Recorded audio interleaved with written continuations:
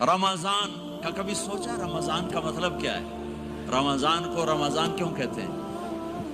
اللہ نے 11 مہینوں کے نام عربوں سے رکھوائے اور روزے کے مہینے کا نام خود رکھا قرآن میں، شہر رمضان الذی انزل فیہ القرآن۔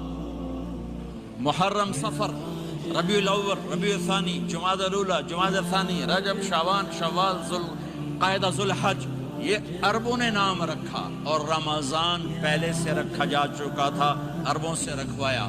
رمضان کے لفظ اور روزے میں کیا جوڑ ہے؟ رمضان کہتے ہیں جل جانا، جل جانا، جل جانا۔